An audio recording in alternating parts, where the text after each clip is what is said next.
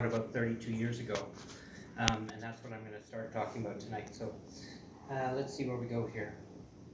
It's November 1992. The weather is chilly but not yet cold. I'm wearing a peach skirt suit with comfortable and also peach tennis shoes. My makeup spotless as I can get it. I step out from my apartment, walk around to the driveway, and manage to drop my keys 4 times between door and car. I'm so nervous I can barely walk. It's my first day as myself. I've had no hormones yet.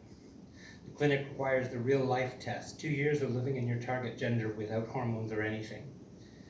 The clinic is housed on the same floor as the sex offenders section of the psych facility.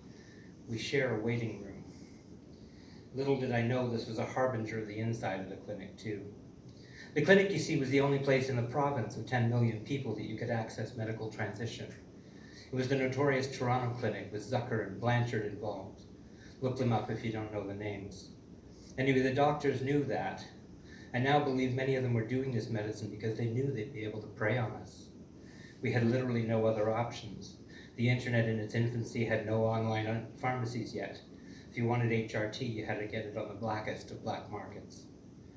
This combination of our desperation and predation led to the obvious outcome. Forgive me for being triggering here, but sexual assault. I won't go into any detail, but it was a common experience. 2 years later, still living stealth without hormones, I nonetheless decided to have a go at activism, getting Pride Day declared. I got in the paper for that one my first time. The Human Rights Tribunal had come down on our side, so I took that ruling to City Council in Kitchener, Waterloo, and Cambridge. We were rejected in all 3 places. The next year, we organized the first Pride gathering in the City Hall of Kitchener, right in the face of the City Council. We had 76 people come out that night. That pride grew into the one we knew today. It took me 4 years, all told, to pass the real life test, because my first 3 years were deemed not public-facing enough to count for the first year of the test. So the first 2 years I was without HRT. Finally got a friend to get me some estrogen in the form of birth control pills, a good cis woman friend. I got some relief from that and carried on. Finally I passed it and got listed for surgery. Those following along on their calendars will see that it's now 1996. Mike Harris takes over as Premier of Ontario and delists GRS from the OHIP service, saving a cool $250,000 a year for the 10 million taxpayers of Ontario. It would take 11 years to win it back in 2007. By 2004, after 12 personal years of living stealthy with mixed ID, I finally could get my surgery. I stepped off the plane in Bangkok, tired and confused, not speaking much Thai beyond basic pleasantries.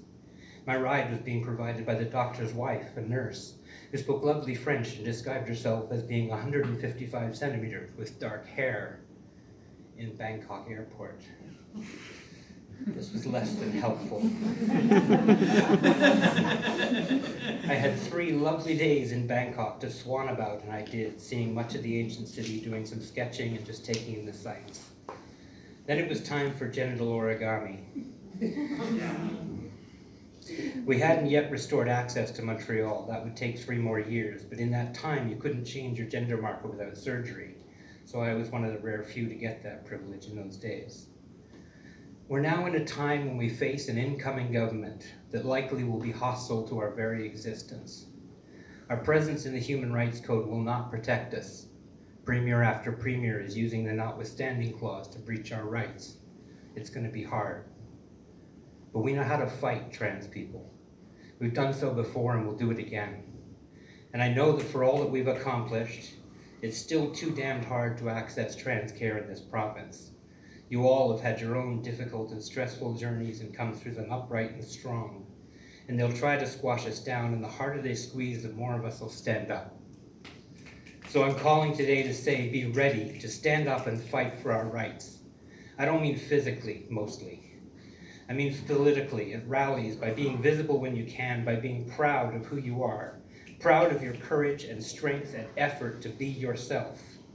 I'll be there with you on the front line of the protest. And together we'll protect our community and come through stronger and more vibrant than ever.